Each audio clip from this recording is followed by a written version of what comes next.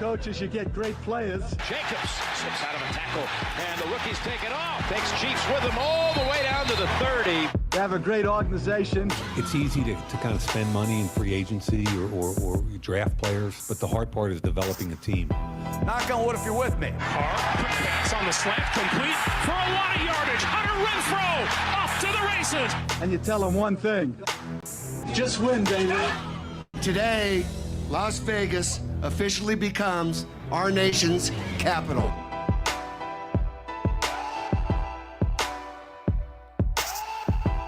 There it is. The boys are back. NFL Draft 2020 pre-edition. I'm joined today by the boys, Chris Sproles, Joe Arrigo. What's up, fellas? We got TQ in the house. We got a full house for you tonight, man. What's going on? Man, living the dream, baby. It's the day. It's the NFL's like birthday present to me. It's the draft. I love it. Yes, indeed, and we need it. Boy, do we need it. Just want to welcome everybody back to the Franchise Raider podcast. Once I get used to saying it, it's been a while.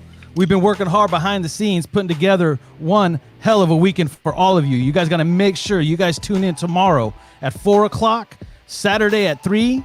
Is it 3, Joe? What are the times again? It's tomorrow at 4. Tomorrow at 4, Friday at 3:30. Friday at 3:30 because the draft starts at 4, and then That's Saturday at 7:30 because the draft starts at 8. We'll be covering the draft all weekend for you with analysis. We're gonna be joined in a little bit by franchise-owned sports writer Nye. She's gonna be hosting this broadcast throughout the weekend. Wait till you guys meet her, man. She is something else. She's gonna knock your socks off with her Raider content and just her beauty, man. I'm telling you, the girl's a hot one, so you guys got to behave yourselves, all right? Phone lines are going to be open in a bit. We want to hear from you. We want to know what you guys think about the Raiders, all right? What do you guys think they're going to do with number 12 and 19? We know TQ wants all offense, so, buckle down. Come on, don't start. Blasphemy. He wants 2 receivers. Too early for the madness, all right? I've been holding on to that one all day. I couldn't wait to get that one out, man. Shh. It's getting hot in the kitchen right now, man. I'm seeing things that I don't like across the Twitter sphere right now. Jeez. It's all about that receiver. Part of that. Yeah, that too. All right, man. Let's go ahead and kick things off, man. Joe, you did a mock draft, mock draft today, bro. Why don't you break down, especially number 12? Let's go ahead and go right into number 12. What do you have going on at 12 today? All right, so the draft is going to be released tomorrow on Franchise Sports Media. It's the final mock. There is no trades. It's just straight 12, 19, just Raider stuff. So at number 12, with this mock, to me, the best player available was still on the board. He, to me, fills the biggest position of need. To me, he's the best route runner since Marvin Harrison. I took Jerry Jeudy at number 12. Yeah, Jerry Jeudy is the guy that we're hearing about, man, and I can't wait. I'm going to have to go right to you, man, because it's wide receiver at number 12. TQ, what you got on that?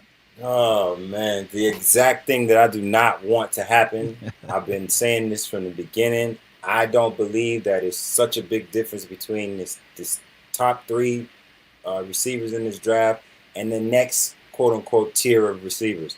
I believe the way that we need to go, if we can't get one of those top defensive players, if we can't get an Isaiah Simmons, if we can't get Chase, if we can't get Terrell or one of these guys that we need to fill into this defense, then we need to trade back, get some more picks, accumulate some more people because we got holes to fill. I believe that we can get CeeDee Lamb, Henry Ruggs, and Jeudy type talent later on in this draft. And that's the one thing, even though I give you a bad time, it's one of the things I do agree with you with, right? I do want to move out of 12. I don't think we need to spend all of it right there, but I have been on record, and I'll stick to it. I do want a wide receiver in the first round. I don't care if it's number 12 or number 19. So, after that, I'm with you all D. Chris, what you got on that, Chris? Yeah, I think ideally you'd want to move back, but a lot of times you have to realize that somebody's got to be willing to move up. Right? You don't want to be giving that pick away. So ultimately, if you don't have a trade partner, you've got to be willing to take the pick there at 12. And right now, the way that we see things shake out, the best player available probably is going to be one of those receivers. So you got to pick which one you want and then just go ahead and select them if you don't have a trade partner. I agree, man. I mean, that's what happened to us last year. That's why we took Farrell so early, is because we didn't have a draft partner. They went with their guy. And I believe we're going to see pretty much the same scenario. If we don't have a trade partner, they're going to pick their guy. They know who they want at number 12 if they can't move out of there. So it's going to be interesting. And all signs are pointing to receiver. I know there's some people that like that, some people don't. But you have to admit, it's a big need on this football team. And no matter who we get, they have to be a difference maker on the outside to free up a guy like Williams, who I think will have an explosive year if we get the right guy on the other side. What do you think, Joe? Well, the thing I love about Jeudy, he may be the only receiver in this draft that can do it, in all honesty. He can play the X, the Y, or the Z. So he can play outside and go to the slot. He can play off on the line. He does a lot of different things that, he does a lot of different things that other receivers cannot do. So for me, I actually like what Jeudy brings to the table. The only knock on Jeudy is his hands. And it's not really a knock. It's just lack of concentration at times, because he's arguably, him and CeeDee Lamb are phenomenal with the ball in their hands after the catch. So for me, to see Jerry Jeudy be there at 12, you get the number one receiver. And on almost every NFL team's boards, every team that I've talked to, he's been the number one receiver on the board from what they told me. You get the number one receiver at 12 because there's going to be a rush of offensive linemen early in this draft. So you get that number one receiver at 12 because Squeeze, if Derek Brown, the defensive tackle, was there, I would have took him, but he was gone. Isaiah Simmons was gone, and Chase Daniels went number 2. So there isn't that number one defensive guy. Okudah was gone. C.J. Henderson is a great cover corner, but he makes too many business decisions, and he's under the contract for no contact against the running game. So I don't want a guy like that at corner. So to me, the best pick and the best bang for your buck is Jerry Jeudy at 12, and that's why I took him. I don't believe Jeudy is that much better than Pittman or the kid from LSU or Higgins. I don't see him as being that much better than those guys. Maybe a step better, but with some coaching up and moving up to the next level, I look at them guys. I don't see one as head and shoulders above the other ones enough to take in the first round when you have as many needs as the Raiders have. That's all. And like I said, man, my only knock on Jeudy is what you brought up, Joe, is his hands. And you say it's lack of concentration. In this West Coast offense, we need that yak yards. We need that yards after catch. I hope that Jeudy can make the adjustments to the NFL, because he's going to be asked to run a lot of short routes and make plays after the catch. So concentration on catching that ball first is going to be key. Other than that, the guy's a tremendous route runner. I think that's what sets him apart from everybody else, and I think that's why he's number one on everybody's list. Chris, what do you got on that? Yeah, no, and I think ideally, anybody that's watched the Raiders over the last 5 to 10 years has seen how abysmal the defense has been. The problem, though, is there a quality player going to be there available at at 12? And, C.J. Henderson's probably the only viable option at that point. But like Joe was alluding to, the dude is allergic to tackling. And while he's a great cover corner, you got to be able to stick your nose in there and get the running, the ball carrier down. So, as I see it falling, I think you have your options of the receivers that you'll be able to take at 12, and it'll be interesting to see who they prefer. Yeah, man, 12 is going to be the hot pick, man. It's been a hot pick all offseason. Everybody's talking about it. There's so much we could do right there, right? We can get the receiver. We can get a corner. Maybe we move up, get a pass rusher. Maybe we go back, pick up some more picks. But, 19 is not too far off, and 19 might be a pretty good pick right there for some defensive help, especially at corner. Joe, what did you have in your mock as far as 19 goes? Well, because in the final mock, I don't do any trades because you never know how things are going to go. It was just a straight mock. And to me, and I adjusted my rankings that everybody that's a part of the draft broadcast has. I took, for me, the second best corner in the draft, and he's a guy that I think is not that far off from Okudah, and that's A.J. Terrell from Clemson. I love everything about him, his size, his length, the fact that he's physical against the run. The guy, his worst game of the year came against the guy, like Chris had alluded to in other shows, a guy that's going to be a top 10 pick next year in Jamar Chase out of LSU. But out of those 3 times he got burnt for touchdowns, only one of them was he just completely burnt. One he was pushed off of, and I would like to see him squeeze a little bit more on. I'd like to see him squeeze a little bit more in coverage. The second time, he just was a dime thrown by Joe Burrow. And the third one, like I said, he got toasted. But AJ Terrell to me is a top 15, top 10 pick, and to get him at 19 with that pick, and he compliments Mullen, he played with that Clemson in the past. I love the pick, and that's why I took him right there. Yeah, I believe he adds to the culture. What they started to build something last year with the Clemson guys, and I think that bringing in that culture, I'm a stickler for the culture that Dabo has built at Clemson, and I think that Mayock is too. So when you get down in that late part of that draft, I also still think that we could get Terrell later. I believe. But if we parlay that pick and then miss on him, I'm gonna be hurt. So if he's there at 19 and those, naturally the other guys would be gone by that time, that would be the person that I would pick. He feels a need, he fits in the culture, and you're bringing him in with guys that he's won with already. Yeah, Terrell's the guy I've had my eye on, especially because of the Clemson ties.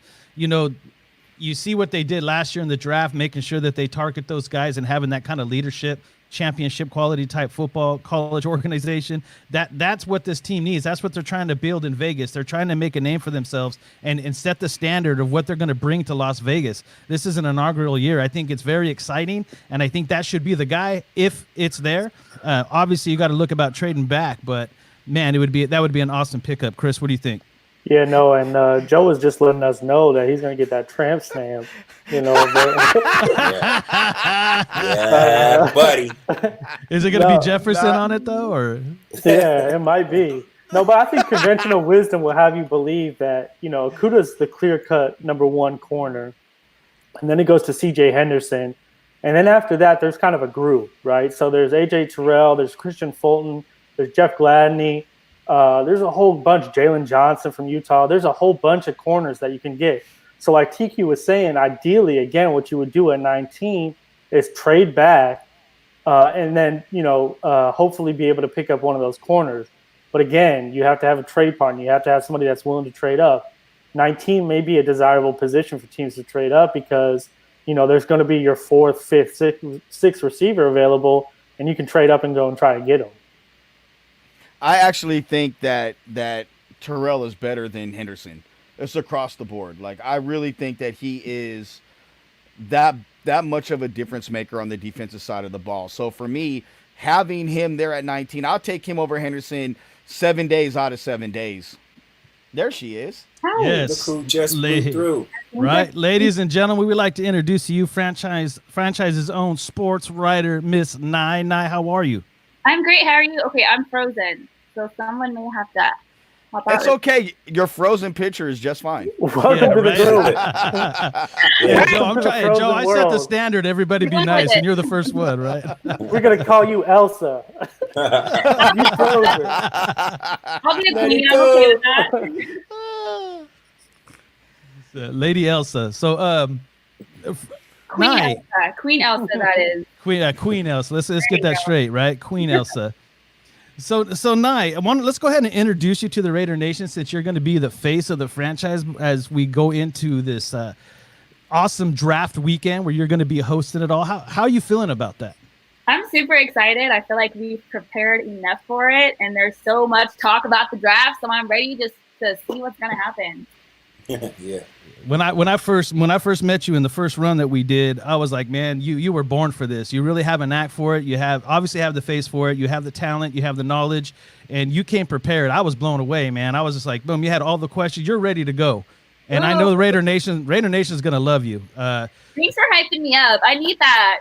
Yes, you need it. That's why we have you here, girl, because you know what? You need to break that ice. You're going to be perfect for this, and I'm glad you're here. Why don't you tell Raider Nation what you write for the franchise? So right now, what I'm doing, I'm focusing more on the Raiders, but I've been really versatile. I've been going to Raiders charities events, which has been the most fun. I've been doing a lot of UNLV events. Soon, hopefully, the Las Vegas Aces. And then when football starts, I want to cover the Raiders most importantly. Nye actually Nye actually is got an exclusive with Cleveland Farrell that we have up on Franchise Sports Media. So she had Cleveland Farrell with an exclusive interview. He opened up to her, which is easy to do if you're being interviewed because she's a very pleasurable person to be around. So she's gifted. When TQ and I met her, we met her at I brought her in because of a mutual friend had brought her to the table as someone that wanted to do this. She came to I think it was the UNLV San Diego State game. It was earlier in the year. Yeah, one of them. And she fit in from the jump. It was immediate, and we felt like we had, no matter what, we had to have her on the franchise, and we're really lucky to have her. Nye, can you tell everybody the amount of work that you've been doing to get ready for hosting this draft show tomorrow and really this weekend? All right, so I can tell you probably about every day I've been pushing about probably almost 8 hours, like a day. Like even throughout my days, I'll take a short break. I'm back on studying. I'm following all the prospects. I'm studying the prospects. I'm watching combines. Like I'm coming ready and prepared for this. I'm like watching different mocks, most importantly, Joe's mocks, which have been helping me more than anything, but just really becoming knowledgeable about these players and their backgrounds is what is going to help me just kind of break off the little bit of nervousness that I do have. Well, you're killing it tonight already, and I told you were a natural for this, and you're doing great so far. The only mistake you've made is giving Joe too much credit for his mocks, but hey, we can let something slide, right? Facts. Yo, those mocks are trash. My goodness. Whoa. Hey, he switched it up with the one that they did this Monday. We're not going to talk about it until tomorrow, but it was pretty good. Found out he was drinking last Sunday night. He had a couple too many last Sunday night. Yep. Heard that through the grapevine, you know what I'm saying? Don't expect more of it. Me? You talking about me? No. So Raider Nation, not only is she a sports writer, a broadcaster, she's also a Raider fan. She's one of the Raiderettes. When did you start following the Raiders? When did you become a Raider fan? So I'm a diehard Raiders fan. I've been a Raiders fan since the day that I've been born. My entire family is literally all Raiders fans. I have family in LA. I have family in Oakland. So you're really getting a girl who pretty much knows her knowledge about the Raiders. And I'm not on the bandwagon. Like the Raiders is my team. So I'm super excited. That's right. I'm born and raised a Raider, baby. That's what I'm talking about. Yeah. So out of all the things that we're going to be doing this weekend, what are you the most excited for? Honestly, I'm most excited for the Raiders picks. And I don't know if that's me just being biased, but the guys have so many different opinions on who the 12th pick will be or who the 19th pick will be. And I have my own opinions as well. So honestly, I'm just super excited for the Raiders. I'm super excited for it overall, but I kind of want to see TQ's impressions and I want to see Joe's impressions as well. Yeah. The impressions and reactions. I feel it. I'm walking towards a cliff. I'm walking towards a cliff. I feel so Nye actually was at one of the tapings of Squeezes in our show at the Franchise Podcast, the last one we did. And she's seen how we interacted firsthand at his house, shooting it and recording it. So she got a really good idea how we're going to go at each other. And I'm really excited to see. I'm really excited to see what she's going to bring because Nye's got jokes. She's going to come with it. And she's going to start clowning folks. And so, Come prepared, boys. Come prepared. I'm bringing a little bit of flavor. I'm adding a little bit of spice to this, okay? I'm having some women knowledge, some lady knowledge. So I'm excited for you guys to see. Well, I'm excited to see it as well. I'm excited to see you light that spark, get these guys to fight, and just hear you break it down. Why don't you give Raider Nation a little tidbit of what you got, man? What do you got for number 12? For number 12, I got Jerry Jeudy. And the reason why is because Jerry Jeudy can play the game inside or outside, and that's what the Raiders need. Someone who can keep secondaries on eggshells throughout the entire game. So that's my pick. I'm going with Jerry Jeudy. I'm rolling with Joe with this. See, already starting to spark, man. Terrible. Yeah. Hey, TQ, maybe you get yourself like a Cabbage Patch doll that looks like Joe or something, and maybe you can pretend that he's on your side with this and like, kind of like use his voice and be like, hey, I want a defensive player for number 12. He's talking about he's got to go to Build-A-Bear. Yo, listen, man. He, ha, ha, ha. Everybody's laughing. The Green Bay fan over here laughing louder than everybody else, though. You see what I'm saying? Sabotage. Hey, it's all right, 49er fan. Yeah, all right. Boo! And there it is. I was waiting for it. It took almost 25 minutes of the show. Old news. Don't get me started. I'm trying to keep this friendly out here. You know what I'm saying? Well, Nye, for everybody here tonight, we want to thank you for coming on. We want to thank you for dropping your knowledge, just being a part of this. How you feel? I got one more question before you go. How do you feel now that you're finally live? Everybody's watching you. You feel comfortable? You feel ready? I feel ready. I feel comfortable. And honestly, I feel so blessed. Like, I'm very blessed to be working with you guys. I've learned so much throughout this process, especially throughout the draft. Like, I've been literally chatting with you guys throughout the week. I've been on FaceTime with Joe, like, getting his opinion on different types of things. So I'm truly blessed. So I'm excited for you guys to see my knowledge and give you guys a little bit of flavor. I love TQ's honesty, too. That's been helping me with a lot as well, because TQ's the type of guy who doesn't really have a filter. And I like that. I need that. I need that type of criticism. So I'm super excited to go live with you guys in the next 3 days. We're about to get it on and popping. I can't wait. I think you're a natural. Yes. I really think you're gonna really set the stage and really make this thing go all weekend long. So it was awesome meeting you. Thank you for being here. Raider Nation, show her a lot of love. We're gonna take a quick break, and then when we come back, we're gonna fire up the phone lines. So make sure that you got your. And ladies and gentlemen, that's Miss Nye, sports writer for Franchise Sports Media Las Vegas. Bye, guys. Thanks, Nye. See you later. Bye. All right, we'll take a quick 2-minute break, and we'll be right back.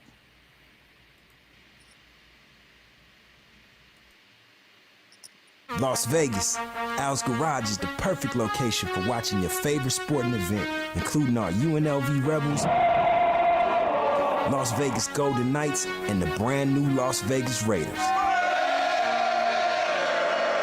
But you can find your favorite game on most of the time, along with everything you need to make your experience watching it perfect, including awesome service, food, and the best drinks in town. What? Did we just become best friends? Yup. Al's non-smoking, family-friendly environment is the perfect place for the entire family to enjoy a night out with great food and watching the best games. Al's is your place for large parties, fantasy drafts, work gatherings, or just meeting for the big game. For gaming customers, Al's offers a great voucher program, so make sure to inquire with the staff when you're there. Al's Garage is located at 11760 West Charleston in Summerlin. Tell them the franchise sent you.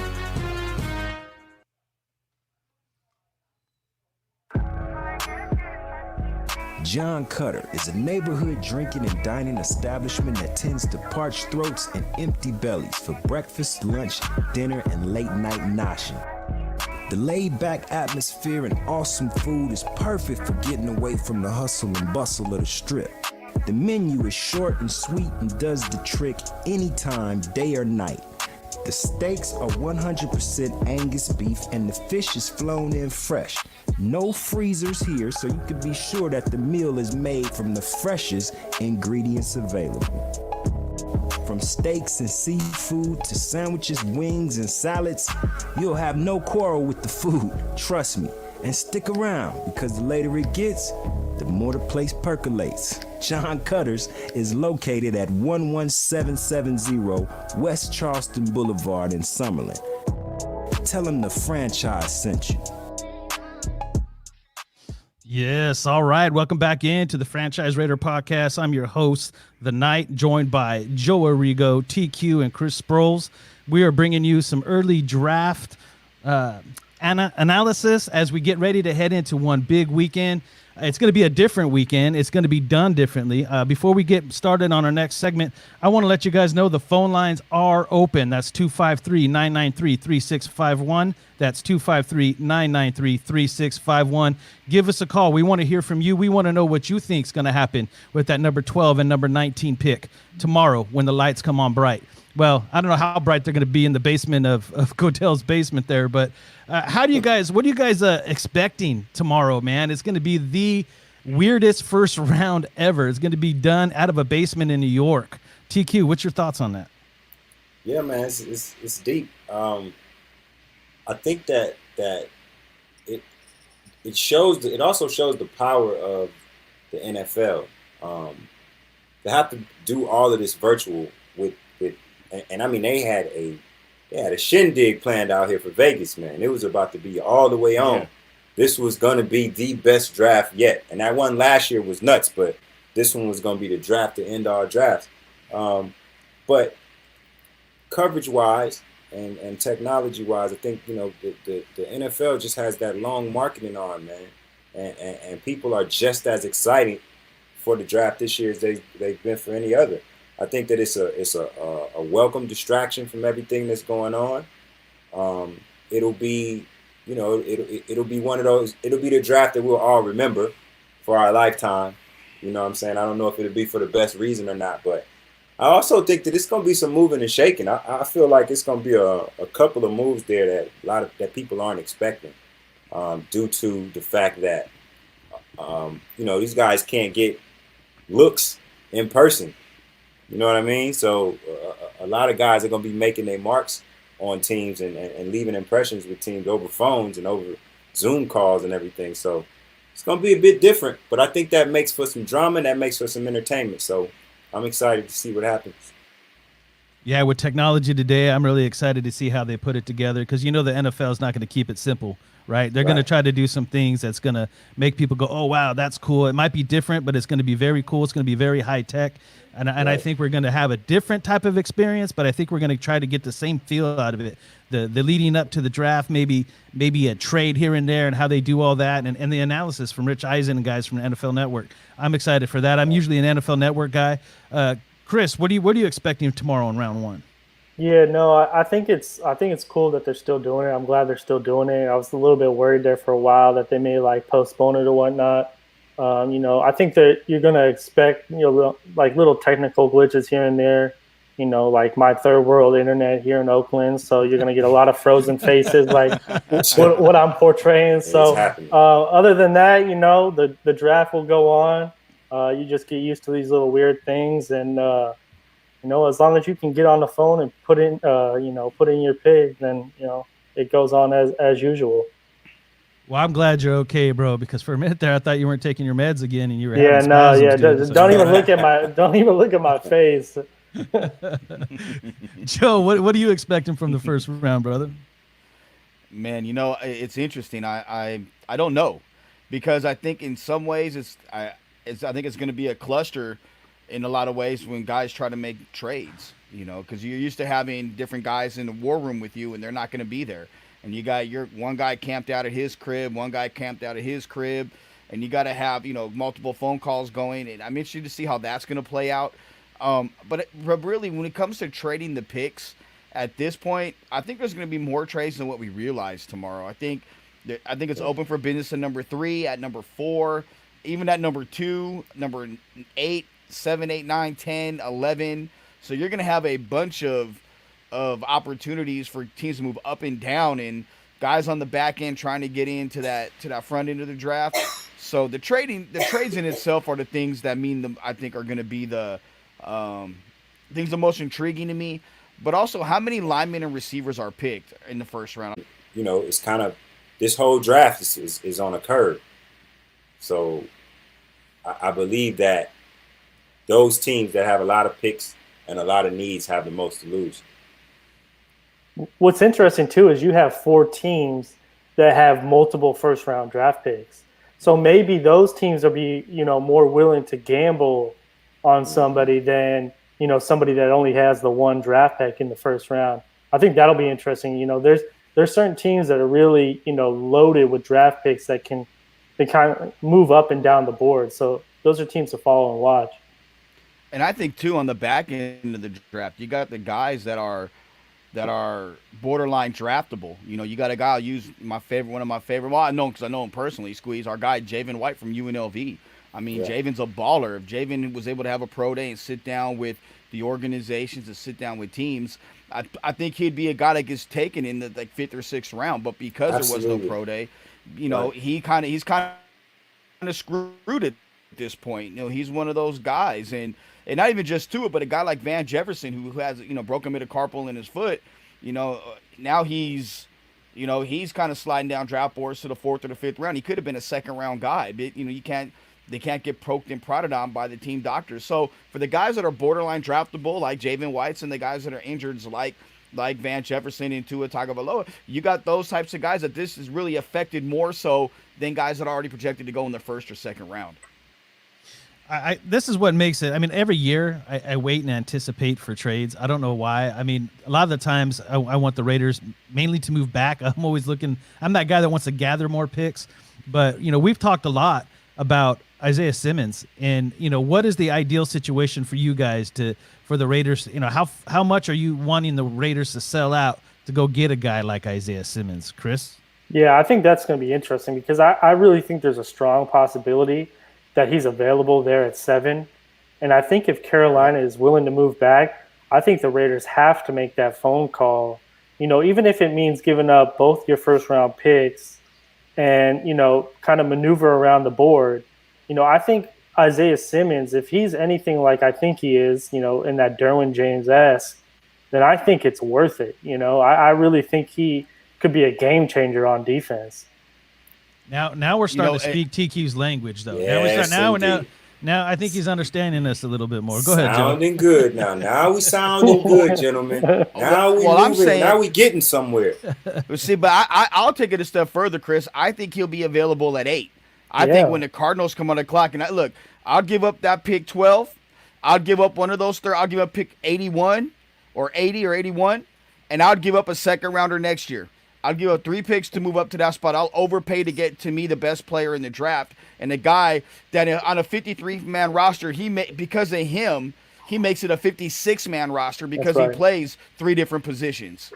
Yeah. This was your best mock draft, the only mock draft that was ever any good that you've ever done. But it was a very good one, sir. And if our draft goes like that, we're absolutely on our way. That being said, I think you guys are crazy. I don't think that man is going to be there at 7 or 8. If he is, then we got to get him by any means necessary. And so you're willing to give up 12 and 19 to go get him? I don't know if we have to. If he's there at 7 or 8, do we have to do all of that? No, go ahead and keep talking. I'll pull up the trade value. Yeah, I was going to say. Pull up the value and see. Yeah. But if so, I say do it. I say absolutely do it. I feel like that's a defensive game changer. And I don't know. I personally feel like Chase is the best player in this draft, but I'll put Simmons 2nd, right behind him. Yeah, and I think to get up to 7, you'd probably have to give up 12 and 19.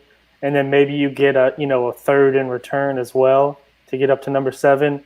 You know, it may cost or a 2nd. No. Okay. So pick 7 is worth 1,500 points, and pick 8 is worth 1,400. Pick 12 is worth 1,200. So you're looking at 200 points, which would conceivably be pick 80. And then you throw in a pick for next year, so you throw in a 2nd rounder next year. That's more than enough to move up, and you'll probably get like a 4th or a 5th round back because you're paying for next year anyway. So again, 1,500 points. You know, you can kind of maneuver. That's not that far off. No, but I'm doing anything that more all than day. that 7 or 8 period, you can't do it. Yeah, I'm doing that all day. If I don't have to give up 19 and I can still move up to 7.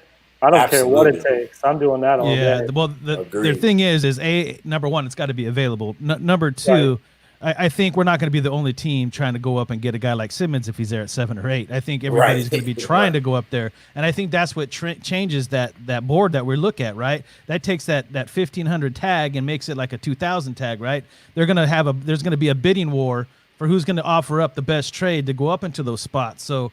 You know, not necessarily saying that the Raiders would have to give up 19, but they might have to give up a little bit more than just a 3rd and a 2nd next year to go up there and get it. But if there's a way to go up and get a guy like Isaiah Simmons and keep 19, so you get that receiver, TQ, I went there again, and get that receiver, you know, because it doesn't have to be any of the top 3 that everybody talks about or even the top 4, right? We just have to get a guy that can run routes and has speed to get over the top to really get timeout. Williams going. Timeout, Mr. Knight. Time out. Why does that apply right now, but it didn't apply 15 minutes ago? That's what I've been saying from the beginning. Because we're talking about Isaiah Simmons, man. Oh, come on, man. Hey, if you got a guy with that kind of caliber right there for you to go get, it makes sense, right?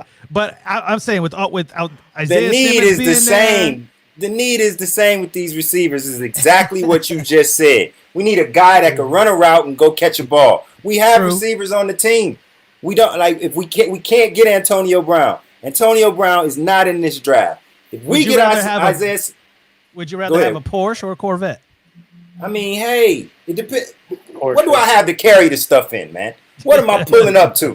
What am I pulling up to at the house, right? Do I have space for both of them? If I have space for both of them, then I want both of them. Put them both in the garage. In this case, I got a Bentley sitting up there with Simmons. So I agree with you.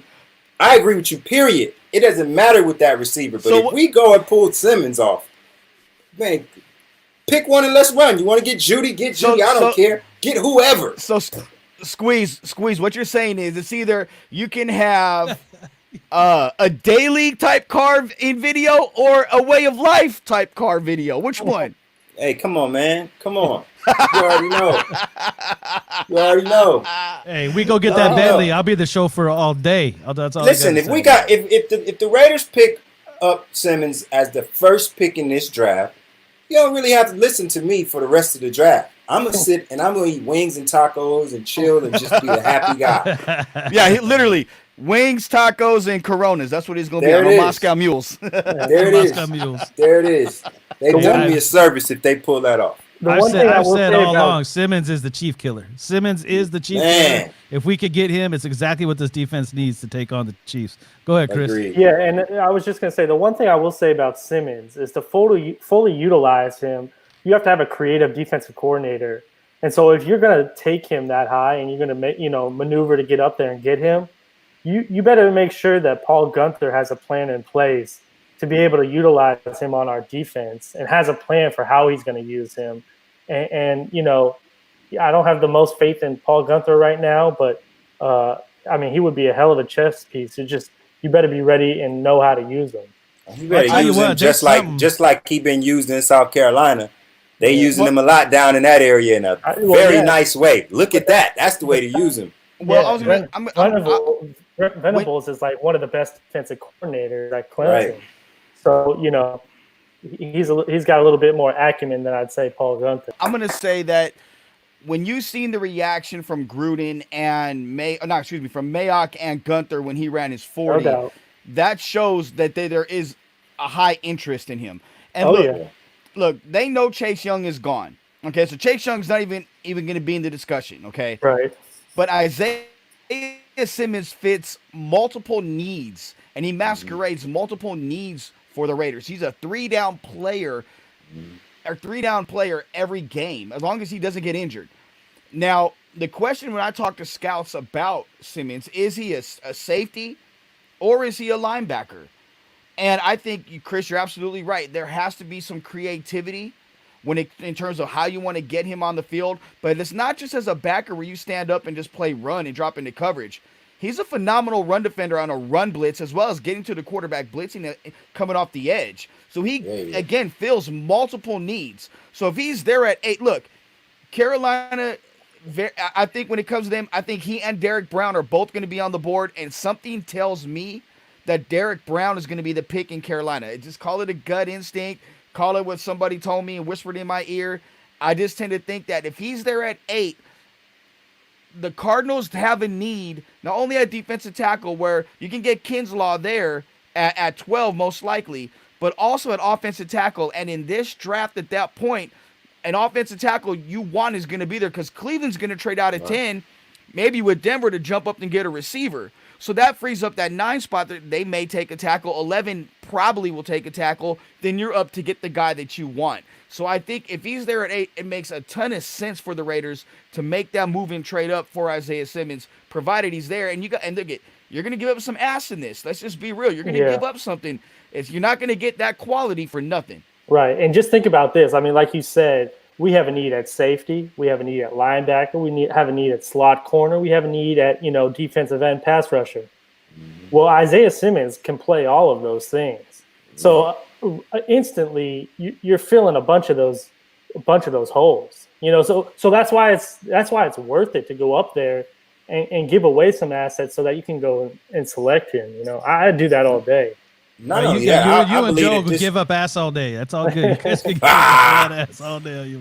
I believe that the real building is going to come after him anyway. The middle of the draft is where we're gonna pull in our stock. So the kid's gonna have some help by the end of this draft, no doubt, more than what we have right now. If that's the first pick, we got nowhere to go but up. I don't care what we give up. Yeah. And I think game recognizes game, man. And I think Gunther gets it. And if he didn't get it, I think Marinelli, if I'm saying his name right, is letting him have it and getting it too, right? Like, we don't go and get Kwiatkowski and Littleton. Those are not Gunther-type football players in middle linebacker, right? So I think he recognizes that changes have to be made. They have to become more hybrid, especially in the middle of this defense. And I'm sure if Isaiah Simmons is there at 7 or 8, Gunther would be the first one banging on the table saying, give me that cat, man, because I know that I need that guy. He's going to free up so many different players on this football team, and they're going to be flying around making plays. It just makes the more sense. And any ass they want to sell, that because you really can't compare. You really can't compare what Gunther did last year because he didn't have this kind of weapon. He didn't have the right he had the right defense for his defense. It's just not fitting in today's NFL. And but I'm saying a guy like this though, if we didn't have this kind of guy on the field available to us, right? Yeah. And you got and keep in mind, look. Yeah, Gunther has had his issues as a coordinator, but last year they improved from the year before, and there's because they're better players. So let's really look at the improvement. It jumped. There's a huge jump from year 1 to year 2. And Burfict going out had a lot to do with it. Had a lot to do with it. Also, in fairness to Gunther, if you've looked at the Raiders' recent history, they've brought in a lot of different coaches, a lot of defensive coordinators. None of them have succeeded. So is it the coaching? Is it the players? That's what you have to ask yourself. Well, that's what I like about Gruden right now is he got fired, and he keeps bringing that up himself, right? He doesn't like the way it feels. I think he understands to build a team, to really have a chance to build continuity, get right players in, and really build some type of chemistry inside a locker room as a unit and build something big. It takes time. And I think that's what he's giving Gunther. Yeah. He's giving Gunther the time to say, hey, man, look, this didn't work. That didn't work. We went and got you Burfict. We got to change this up. He's giving Gunther all the opportunities to really build something. And they have a friendship. They have a kinship together, right? They work good together. And it's just a matter of time for them to get all these pieces in there and really build something special. And that happens by having faith in somebody and giving them the rope they need before they, let them hang themselves, right? And I think this year, if it falls apart, Gunther's got to go. But Gruden's got it. I agree, and you got a guy like PJ Hall, like Raider Advocate asked, what's the likelihood of him being moved and what value does he have? That's a guy that quite frankly, Mike Mayock called out for being a lazy slob and not doing his job. So I mean, his value? His value is maybe a 7th round pick, maybe a conditional pick next year. I mean, there really isn't any value for PJ Hall. He didn't do anything last year. So there was a drop off, and that's the kind of stuff that hurts. The jump from year 1 to year 2 has to be substantial, and year 2 to year 3, that's kind of tells you where you're going to be at for the most part. And the Raiders really haven't had too many guys make that jump. I mean, when you're trying to put square pegs in round holes because you haven't had any consistency, something we talk about as a company, and continuity as on a coaching staff, you can't just say, okay, come on, Gunther, 2 years, year 3, after year 2, yeah, you still, defense didn't improve, you suck, you're fired. Hey, Rod, come in here and be the D coordinator. You have to have, some type of patience, and that's the difference between coaching now and coaching back in the day. Back in the day, staff stayed together for 5-6 years. And then they have patience and they grow. And you've seen it with Parcells' teams in the early 80s. I mean, in 81, they were a joke. 82, he gets the job. 83, they're okay. 85, they win a Super Bowl. It's all about building your staff and letting your staff and players grow together. And that's something that I think Mayock and Gruden have done a really good job doing. There hasn't been a bunch of turnover on the staff. So these young guys and the guys that have been there now for a couple years know what to expect from their position coaches, their head coach, and their coordinators. And I think the brilliant part is he brought in Rob Marinelli, right? Like, that guy is already in the building. Like if he's telling Gunther, hey man, this is your chance to make it happen. I got all the faith in you, man. Here, we're gonna go get you these pieces. But if you don't work out, my defensive coordinator is probably already on the field. He's already on the team. He's already working with my D line and my linebackers. He's gonna be a big part of this defense. Your replacement's already here, so it'll be an easy transition next year if Gunther can't put it together. And I think that's smart too. He's already thinking ahead. Yeah. Guys, I want to remind you guys, phone lines are open, 253-993-3651. That's 253-993-3651. We want to hear from you tonight. I know it's been a while. Phone lines are open. We want your guys' opinion. What should the Raiders do in that first round? We got 2 picks. You guys rather see them trade up, trade back? You want them to get 2 wide receivers? Do you want them to get 2 defensive players? Let us know. Call us, 253-993-3651. Make sure you start calling because this is not going to be a 3-hour long show, folks. No, it's not. We got 3 days of content for you that we need to get some rest. Yeah, we're trying to hold on to some of our thoughts too. We don't want to lay it all on the table tonight. So we're really looking forward to you guys calling in and giving us we really want to get into this first round. So I really want to hear what you guys think with 12, 19, move up, move back, gather picks. So give us a call, 253-993-3651. All right, so while we wait for some brave people to call in, what did you have going on in the third round, Joe? What did you see that was a big need, especially in the first part of that third round? Well, a guy I really liked is Blacklock from TCU, but he wasn't available. He got taken midway through the second round. So I went with Jalen Hurts, and I felt like, best available player on the board. He's the guy. He's the guy that's been linked to the Raiders for quite some time. I like him. I actually have him as my 3rd highest rated quarterback in this draft. I have Jordan Love 4 and Justin Herbert 5. So for me to get Jalen Hurts in the 3rd round, that's a good move right there for them. All right, guys, we got our first caller of the night, and I believe it's going to be a good one. Ladies and gentlemen, welcome Ruse. What's up, Ruse? Not much, guys. How you doing? Good, brother. It's good to hear from you, man. So, Ruse. Not much. How's everything? Everybody staying safe? Yeah, staying safe, working hard, man, and just putting things together, man. There you go. That's what I like to hear. What's your thoughts on tomorrow's first round, brother? What you got going on? Well, first, let me get this out of the way. I know earlier you asked TQ a question would he rather be in a Corvette or a Porsche. If you know, only real TQ fans would know this, but in his electronic video, he was driving a Porsche.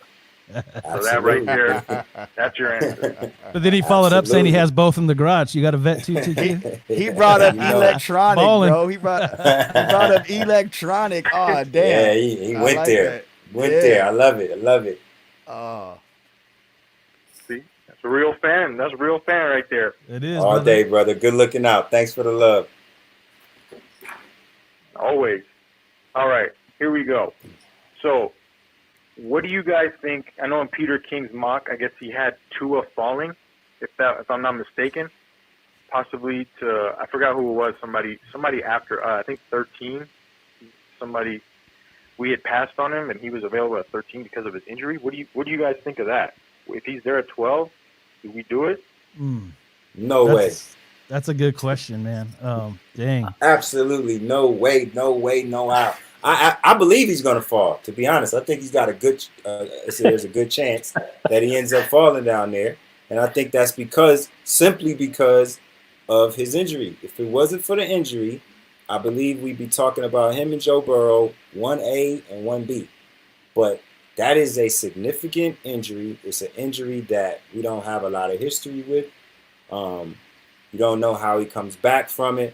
And I personally just don't believe many teams are going to want to hitch themselves in their future to that uncertainty. I do believe that opens it up for somebody to possibly get a great player, but I don't know, man. I couldn't take him that early. I think if he's there at 12, it's going to be very hard for both John Gruden and Mike Mayock to pass him up. And Squeeze, you're right. Folks that don't want to hitch their wagon because of job security. Well, you have 2 guys that have the most job security in the NFL running their franchise. So to your point, I definitely think if he's there, there is a long conversation, a hard conversation, and it wouldn't surprise me if he was the pick at 12 and got redshirted that year.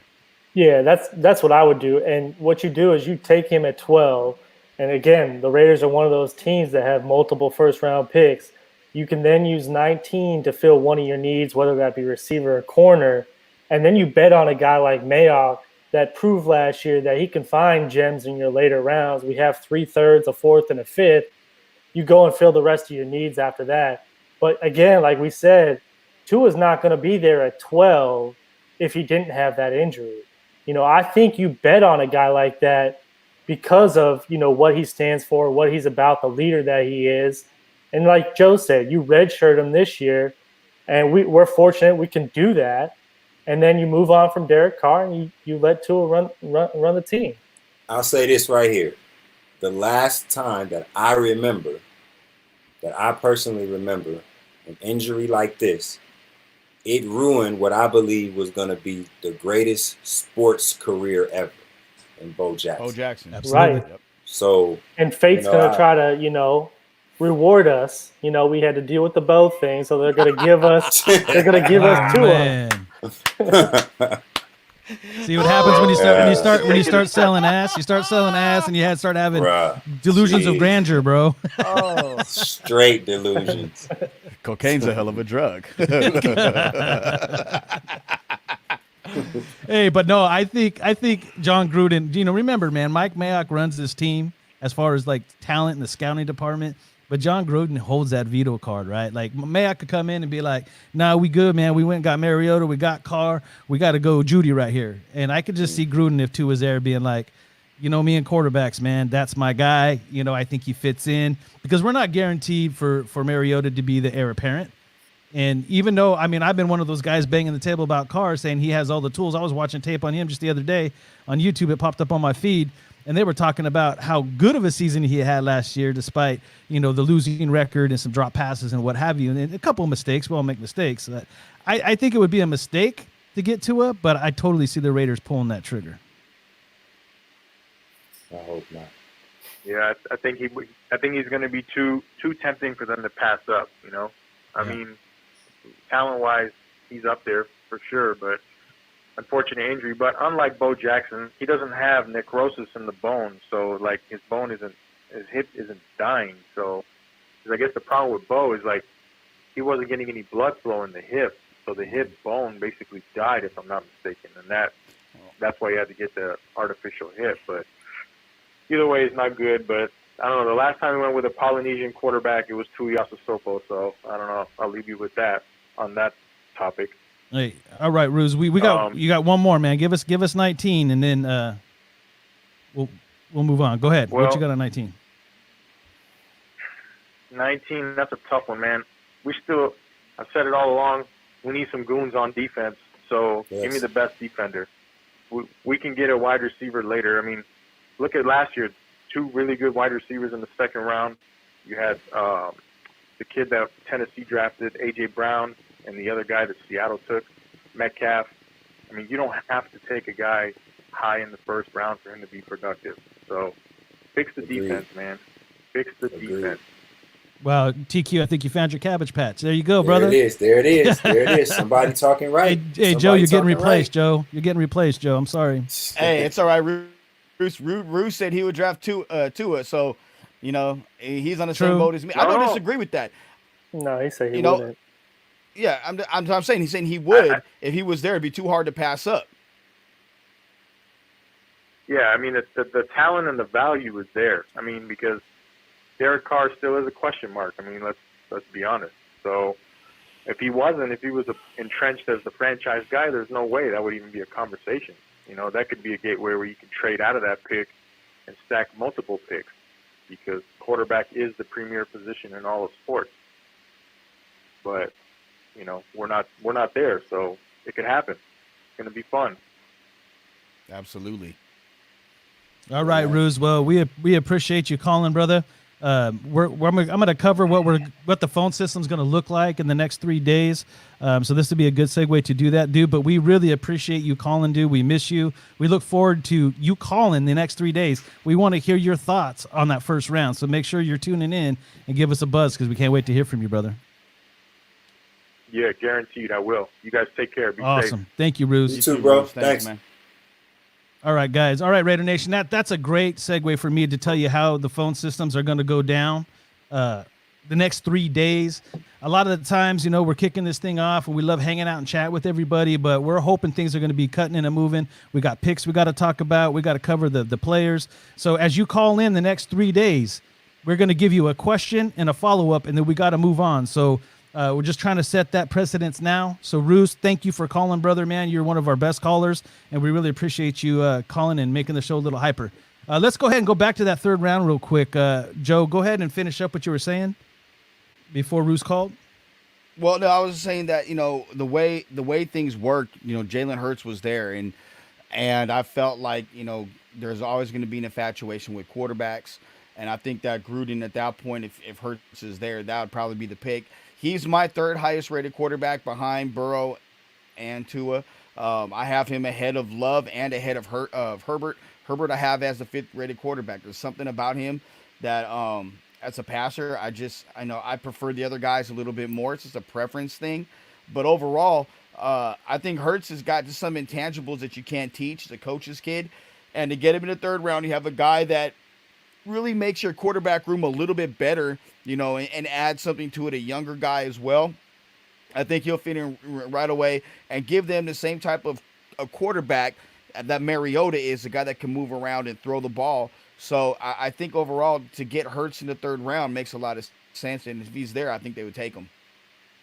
I've been I have begging. a question. Go ahead, TQ. I have a question regarding this whole quarterback fiasco. Okay, you have Derek Carr, you have Marcus Mariota, who you just got in free agents, right? Yep. Marcus Mariota was a starter. He's a Heisman Trophy winner. Okay. You still have Kaiser. Yep. And we For still now. have Peterman. Right, and Peterman. Peter right? man. Okay. Sorry, I'm not sure about that. So, I'm not sure about it either. Knock on some wood if you hear me. Yeah, for real. So where is it? Where has it been said from inside of the Raiders that there is a quarterback problem? This Derek Carr thing sounds like legend to me. It sounds like a conversation that all of Raider Nation is having because it's just a tantalizing conversation to have. But when you go to the powers that be and listen to their take on Derek Carr, and you go to the stats and the numbers on Derek Carr needed a backup quarterback, which the Raiders went and got. But you guys and most of Raider Nation wants us to spend one of our high draft picks on a quarterback who's going to sit on the bench for what? 2 years, 3 years, 4 years, 5 years? Will this quarterback that so many of Raider Nation want to pick up, will he ever play in a Raider uniform? Or will he be somewhere else 2 years down the line and Derek Carr still be our starter? Because if the latter is the case, then we've wasted a pick. It's unnecessary to draft Tua when you have Derek Carr and Marcus Mariota on your roster and your defense is complete, hot, unadulterated trash. You got to fix that side. You got a high draft pick. You need to invest into that, making the team better now. Do you guys realize that we was, a game and a half out of the playoffs this past year? A game. Yeah, Nobody expected that. Like, did you guys? I didn't expect that. I might have been talking trash before the season started. I said 7 wins on Q&A that was where they'd probably end up at. Well, you was believing better than I was. Right. So I feel like the team overachieved as it was with some injuries. And a tough schedule. Playing the last year in Oakland, about to move to another city. And the most valuable part of this is that Bible of a playbook. Derek Carr has been in it. This is his third year going into it. That has not happened yet for his career. The last time it happened for John Gruden, he's in the Super Bowl. So you're asking my original question is where does it come from? Where has it come from within the Raiders organization that Derek Carr is the problem, or as much of a problem, to be drafting Tua if he's there at 12? I think it comes down to what they see on film, or actually what I don't even think it's them. Like in full disclosure, Squeeze, you know how I feel about this. I wouldn't take a quarterback in the first round. Tua, you're asking me what I'm thinking Gruden and Mayock are doing. That's what Rouge's question was. Oh, and actually, but hold on. I messed up the end. I'm not even talking about the first round. Now I'm on Hurts. You said Hurts in the third round, right? Yeah. Yeah. Okay. So take the same thing and apply it to Hurts in the third round. Okay. The same thing is this. With Mariota is in his 6th year of his career. He had the 5 in Tennessee. He lost his starting job, and when he lost his starting job, the team took off and started winning. So right there, that leads to like, hold on, wait a minute. They're winning with Ryan Tannehill as the quarterback. Why? This is not the number 2 overall pick, Ryan Tannehill, or Marcus Mariota. This is Ryan Tannehill, and they're winning with him. And it's the same guys. There wasn't injuries across the offensive line, okay? So there's that side of it where maybe Mariota ain't that guy. You know, he won a Heisman, but we know how many Heisman Trophy winners have gone on to do 0 in the NFL. We've seen it firsthand. We've witnessed it with our own eyes. Now you have Hurts. You have a younger guy. Gruden likes to groom young guys. And a guy like Hurts has a ton of upside. Not even upside. He can do some things now that the NFL likes to do now. He can really help the offense evolve. Do I think Derek Carr needs to be moved? No. Do I think Derek Carr, provided he has weapons around him, is the right guy to lead this team? Yes. I've made that very clear. But Jalen Hurts, you have a young guy. And look, 2 out of the last 3 seasons, Derek Carr did not finish the season. He's gone down with injury. You have to equate that in it as well. Injury and inconsistency, that's been Derek Carr's last 3 years as a starting quarterback for the Raiders. The bottom line. Injuries. Doesn't matter. It's great offensive lineman missing an assignment that they don't miss the whole year, and the man gets blindsided and blew up. It can happen to anybody. But it's happened 2 out of the last 3 years. So that leads to fragility. And I'm not saying he's fragile. I'm just saying he's been hurt 2 of the last 3 years. If you're John Gruden, Chris, help me out with this. If you're John Gruden, would you? No. I want Chris to get in on this. It's all good. Would you want to have a guy that 2 out of the last 3 years has been injured as your starting quarterback? If you can have, and you draft the younger guy that you could groom. So should this guy not be the guy? You have your built-in replacement right there. I agree with that. So the way I sit with Derek Carr is, I'm not some Derek Carr hater or, some Derek Carr, super fan. I think he's middle of the pack, starting quarterback in the NFL. You could do a lot worse than Derek Carr. But I think from what we've seen the last 6 years, he's not a guy that's going to sit there and be the reason why you win games. I think he needs help like a lot of quarterbacks do. But I think when you look at our division and you have to face Patrick Mahomes twice a year, that's kind of the quarterback play that now we're held up to. And so if you can get a guy in the 3rd round, then I think it's worth, seeing if you can develop him. And, Bill Walsh always talked about how regardless of what your quarterback situation is, you draft one every year and you see what you can do with them. You develop them, and you never know. Maybe you get the next, Tom Brady, and you either flip him or the guy that you have, or, whatever happens. But real quick, I just wanted to talk about Tony Pauline of Pro Football Network, pretty good insider. He just reported a source well connected to the organization told me yesterday, if Gruden gets his way, the Raiders will pick Henry Ruggs. So I thought that was kind of interesting. I know TQ, you probably don't love that, but man, if Henry Ruggs can make the jump from what he is now with some coaching up and play to his strengths. If I have to pick one of the three, that's the one that I pick. Yeah. I think the big deal with Ruggs, and I think we all are victims of it. I think everybody that's a part of it, and this is two parts. One, because he ran so fast at 4.27, he's just a speed guy. He can't run the route tree. The guy hasn't dropped the ball. He didn't drop a single ball this season. He's got 4 career drops. Yeah. You know, and the second thing is, and Ben Albright brought this up, and Chris is the one that brought it to my attention as well. Do you want to be the team scheming against Henry Ruggs like you got to scheme against Tyreek Hill? Hell no. You know what I mean? I'm not going that far, man. I don't know if he's Tyreek. Bro, I'm not saying he's Tyreek Hill. I'm saying you got to scheme against 4.27 or 4.22, which he ran at, in the past. You got to scheme against that, and there's nobody that you can scheme against that. You can't scheme against that speed, and he's got speed that outruns angles. There's no, and those are things that you have to consider. Squee, you're a former DB. I coach DBs. You know what I'm saying? So we see these things. Imagine you having to go up against that guy. You got an angle. All of a sudden, you're like this. No, speed kills. I'll give you that. That's why I say if it's one of those top three, that's the one I'm gonna take strictly because he's faster than the other ones.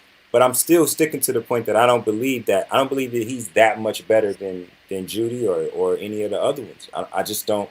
You know, I feel like because they went to school where they went, because they was on TV every week, and they got those names, that's why we seem to be enamored with them. But this is a deep wide receiver draft.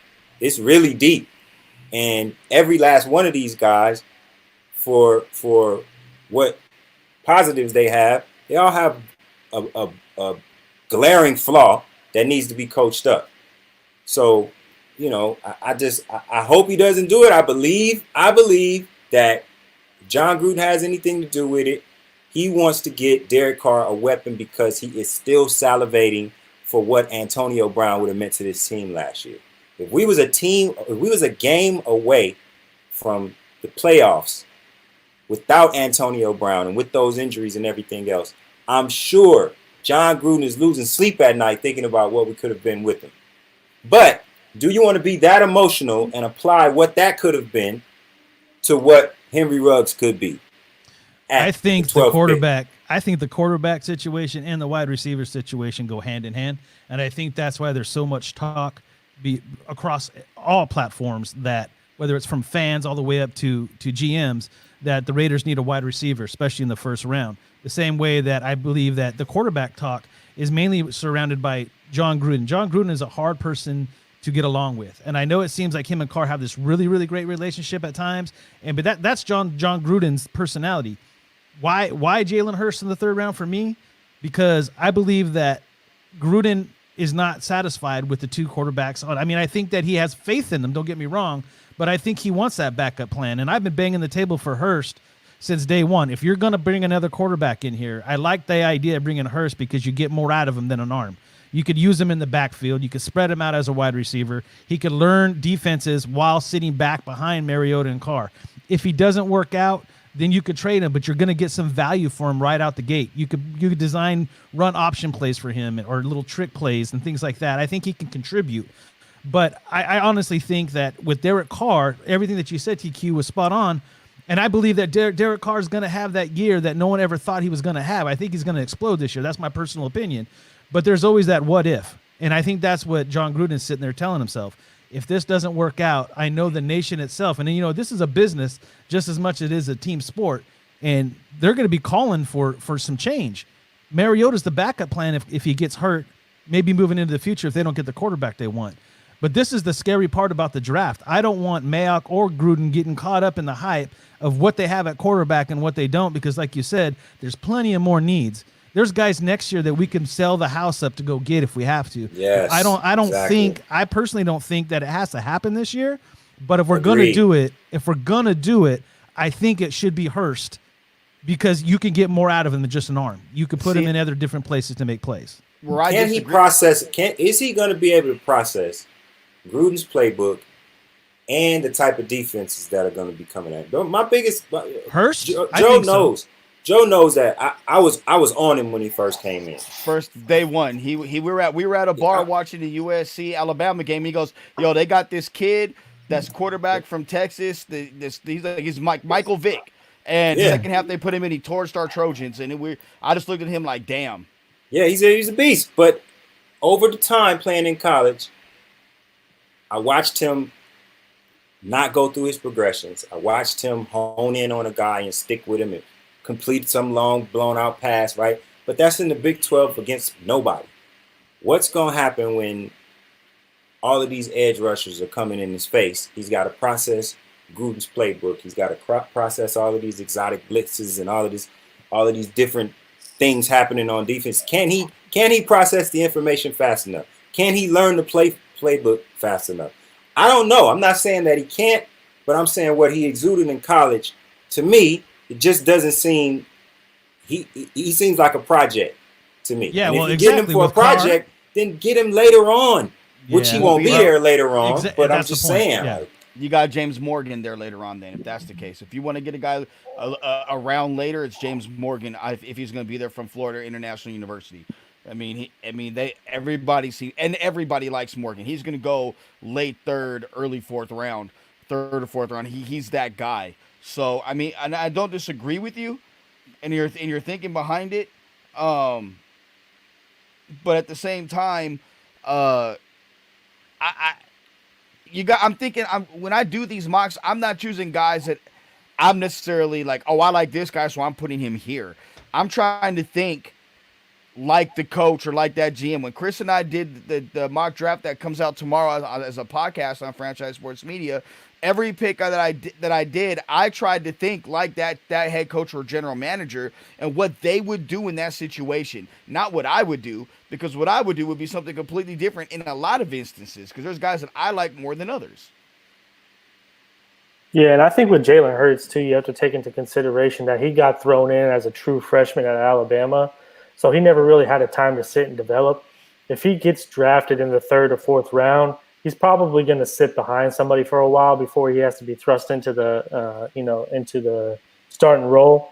And then going back to Henry Ruggs, 25% of his touches in college football went for a touchdown. He had one drop last year. He had the biggest hands out of all three of the top receivers. And then he has the game-breaking speed. So I think those combinations could be pretty deadly. No, for sure. Guys, we're about an hour and a half into this thing. The phone lines are not popping like I hope they would, but I'm going to give you guys 5 minutes. If someone wants to call in 5 minutes, we're going to start to wrap this up. If we don't get a call in before we say our goodbyes, then we will see you guys tomorrow. But I want to talk about that real quick. I want to remind you guys, first round is tomorrow. It starts at 5 o'clock. Franchise will be on at 4 o'clock with the pre-show. So we guys come in, we'll have the phone lines open so you guys can get in early. Gives you guys another chance to talk about what you want to see the Raiders do. We're going to have Nye hosting. We're going to be me, Joe. Look at that, man. I just had to call it. We got a caller coming in. You had them hostage. I bet it's our tequila drinking. I bet you, man. Homie, I bet Rich. you it is. I have this funny feeling. You're on the franchise. Who am I talking to? It's DJ. I hate to disappoint you guys. No, you're good, bro. Oh, We'll blame that one on Joe. He said it first. What's going on, DJ? How's it going, brother? Not much, chilling. Just listen to the podcast with you guys, enjoying it. I hesitated to call in, but it was like, you know what? You guys are pushing it, so let me just go ahead. So I wanted to just kind of throw my quick points in from the conversation you guys had about the draft, and I had to write down some notes, and I'll be quick about it. Mm-hmm. But I'm looking at if Simmons drops to at least 9, that's where I think he's worthy of trading up for.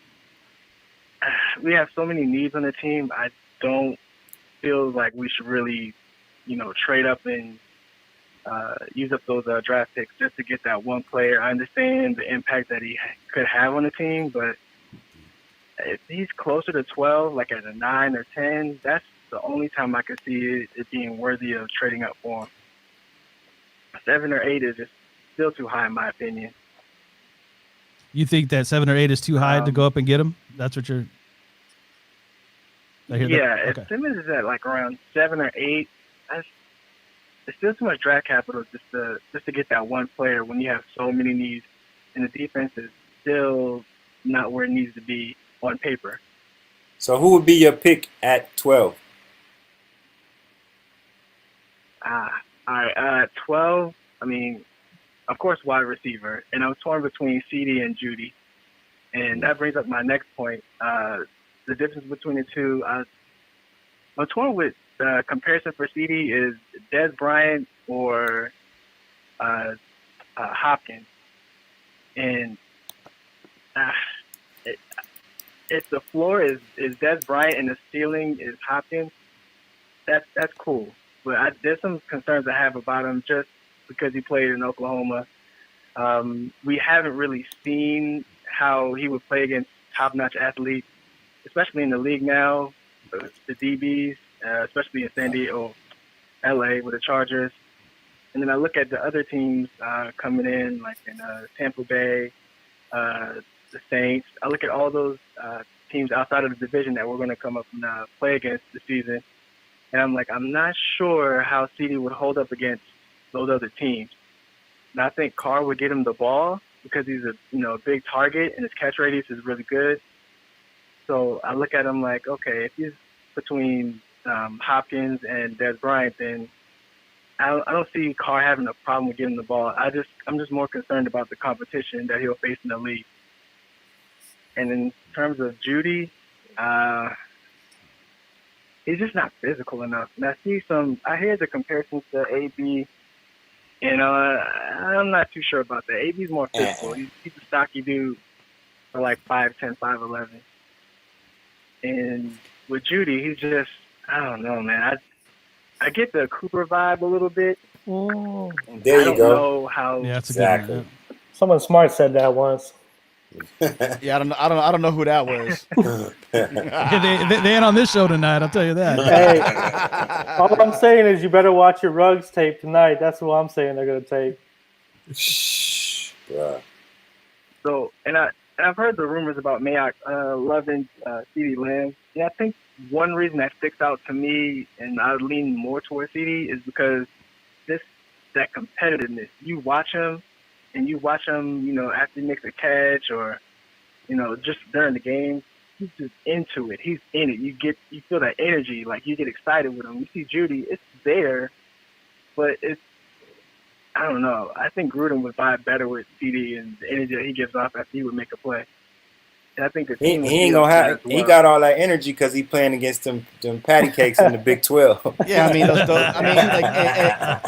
and that's the thing about Lamb that worries me, DJ, is the fact that against those DBs in the Big 12, he's not separating from them. He's bullying them to separate. He's not going to be able to do that in the NFL. So because of that, he doesn't have that speed to separate. He's a decent route runner.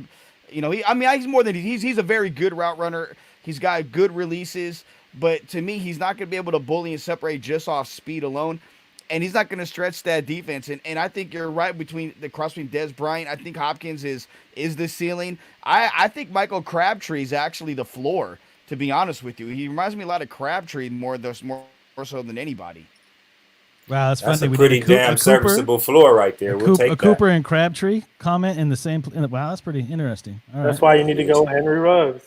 Yeah, that sells Henry Ruggs for a lot of us. Hey, DJ, thanks for calling, dude. We'll finish this up. We've got another caller, but I really appreciate you calling in, DJ. Call us tomorrow. We want to hear your reaction to what they do in the first round, brother.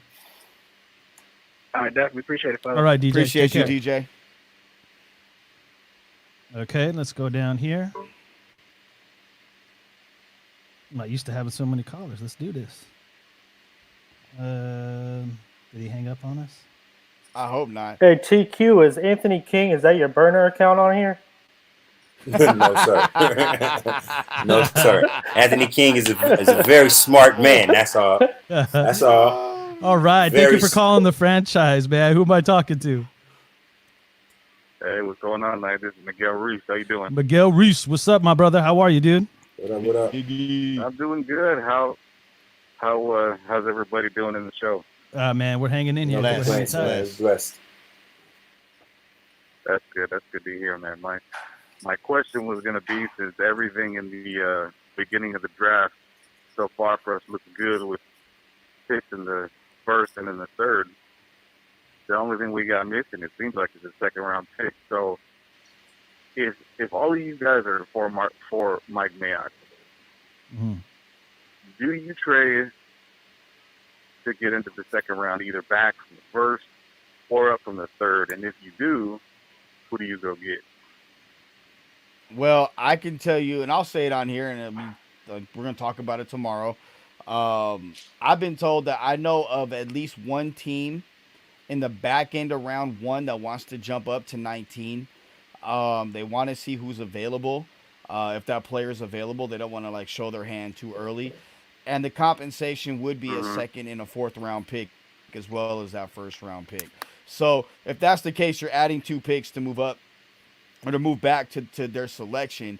And you'll be picking in the second round as well as adding another fourth, which will allow you to play a little more. You can maybe give up 2 of the 3s to move up in the second round to have 2 second round picks, or a 3 and and that 2 to move up. So I believe at 19 personally, I believe they're going to move back at 19. That's my personal opinion. It just depends on how far back. And if it's only one time, it could be 2 times where they're accumulating more picks, because Mayock likes picks 20 through 60, and he's been on record as saying that. And I think go ahead. Yeah, I was just gonna say, I think if you look at how we think the draft is gonna shake out, there's no player that's there at 19 that you just you have to have. So I think most Raider fans would agree that, like, if at all possible, yeah, you move back from 19 and pick up a second round pick if possible. More selections, the more likely you're gonna pick better players. I'd like to see him trade down out of that first round as opposed to trading up. I believe that those later round picks post third round are really where Mike Mayock does his work.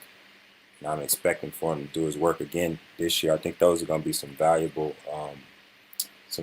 depth for us. We lacking in depth. We need more depth on the defensive line and on the defense in general. So I'd love to get into the second round for one of those first round picks, and I would love to stay in all of those other rounds. I think Mike Mayock has already hinted to it several times. I know that's probably the first thing on his board, is to either trade back from 12 or 19, whatever opportunity presents itself. And I think they have a plan for both. And I like what you said, Joe, about someone from the late first coming in, and that gives us another late second. But we could package that up and jump up closer if we need to. There's a lot of movement around that we could do with the picks that we do have. But then I hear what TQ says, and I'm like, man, Mayock has been a magician in 1 year, but still, he has that talent of finding talent in the late rounds, and that's exciting too, because this team, when we look from a starting perspective, you could probably argue we need a wide receiver and we need another corner possibly, and that's if you feel like a guy like Nixon can't step up and do it. So outside of that, we're really looking at depth, competition, and rotational pieces anyway. So we're definitely going to look at upgrading certain spots on the field, but I think what they've done in free agency and whatnot, they've done a good job up at that. So anything that we can do to gather more picks in the back end, plus get in the second round, is just going to be in a positive. And I guarantee you Mike Mayock that's probably top of his list right now. Yeah, we got a lot of tape on Mayock before he came to the Raiders. A lot of tape. He's got a lot of tape. He's got a lot of tape on you and Joe and me and Chris. Exactly. So it's a lot. He got some tendencies there in the mid to late rounds of the draft. Yeah. And I want to see those tendencies are going to work well for our squad. So yeah, we want to get him there. All right, Miguel, you got a follow-up question for us, buddy? No, sir. I just want to call in at you guys up to all my questions, and we'll see how this unfolds. I'm really interested to see what happens. Awesome, brother, man. Yes, we sir. Appreciate you calling, dude. Give us a call tomorrow, man. Let us know your thoughts of what the Raiders do. Give us some of your insight, man, and just say what's up. We'll do, guys. Just win, baby. All right, man. Just win, baby. Take care. Thanks, Miguel. All right, guys. So as I was saying before, we have 2 great calls. Tomorrow, we're going to be coming live, 4 o'clock. We're going to do a pre-show. Then we're going to be heading right into the first round. We're going to cover the first-round picks. We're going to see who's shaking and baking up there in the first round right before we get to 12. Let's see if the Raiders move up and get a Simmons. Let's see if they move back and get a Judy. We'll see. We'll see if we'll see what happens. But before we get out of here, I want you guys to go ahead and say your goodbyes and let them know where they can find you on social medias. Joe?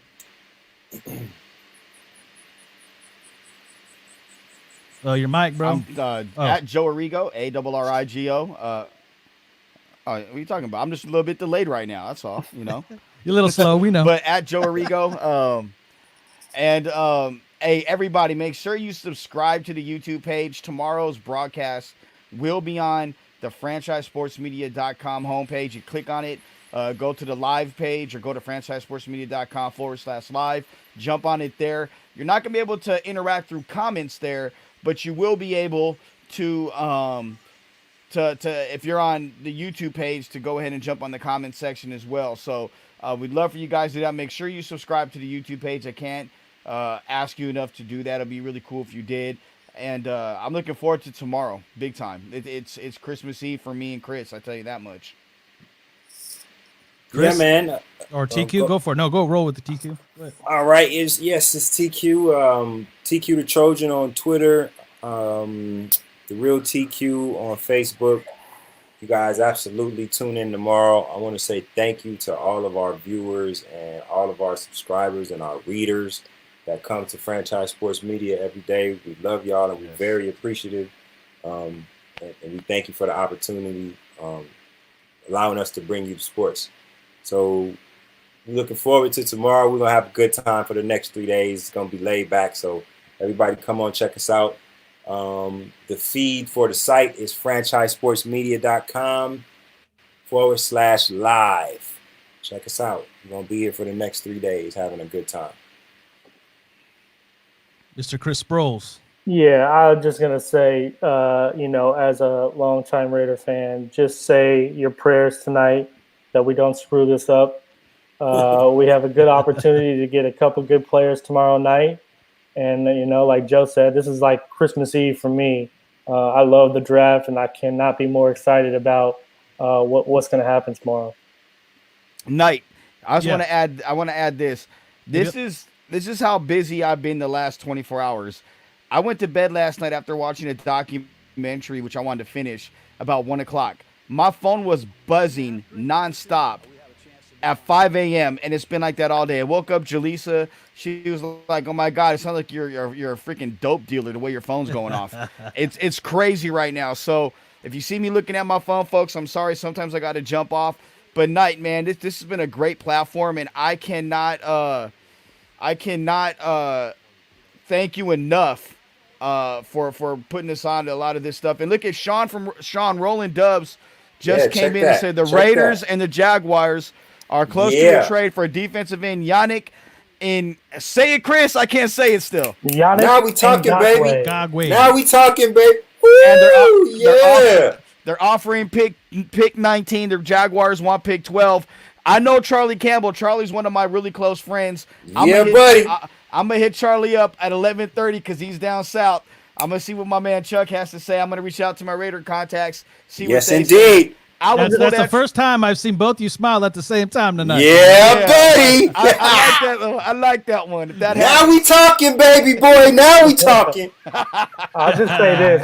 If they pull that off, that's probably better than anybody they could get at 12 or 19. Yeah, probably. Yannick Ngakoue. What? Here's that my man is caveat. A beast. Right. Here's my caveat to it, though. I mean, from a skill set position, I mean, he is, beastly, one of the best defensive ends in the league. The problem is you're going to have to pay the dude. And, they were, didn't pay Mac for, whatever reason, and so that you have to take that into consideration when you're giving up a high draft pick. And let me, before we get too excited, let's keep this in mind. Yeah. They have Crosby, Cleveland Farrell, and they paid Carl Nassib. So does it make sense, and will it make sense for them to trade for another defensive end? Oh yeah, and that they're going to have to pay premium money. I mean, it's not going to be Mac money, but it's going to be close to it. Yeah, does that make multiple a lot of sense? Hands down. You have multiple windows over a 10-year contract. Do it. Hands down, because you know what? We saw what the Niners were able to do. Absolutely why I said that. Right. Because we saw what the Niners did to the Chiefs in the Super Bowl. It didn't last for 4 quarters, and I personally believe it's because the secondary of the Niners couldn't hold up. But we're trying to build this. We got a young secondary, guys. We got a nice young safety. We got Mullen on the other side. Nixon is a beast. We haven't seen Johnson enough yet. We'll probably try to go get another one in the draft. So we're going to have a young, dynamic, fast secondary. If we can get pressure, especially not just on the Chiefs, man, on all of them, the whole league. I think that really it starts in the trenches, guys. We got a good offensive line. This could make us have one of the best in the league defensive lines.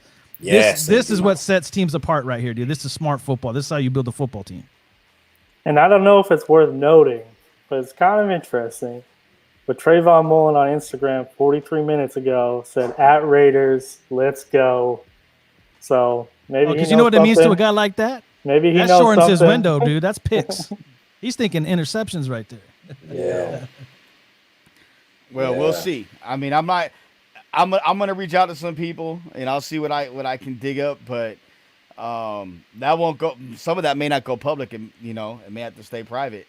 Yeah, well, we'll just have to wait and tune in tomorrow right here on the Franchise, 4:00. We will be here breaking stuff down, heading into the draft, seeing what the Raiders do. Make sure that you subscribe, like this video, leave a comment on this video. And like the boy said, man, go to franchisesportsmedia.com/live. Check us out there tomorrow. You might not be able to comment, but the phone lines will be open. You'll be able to call in. You'll be able to get your voice heard, get your opinion out there, and have a conversation with us and Nye. So make sure that you guys are up to date with everything going on right here at Franchise Sports Media Las Vegas.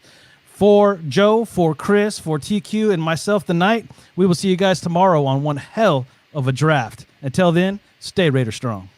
Yay. Later.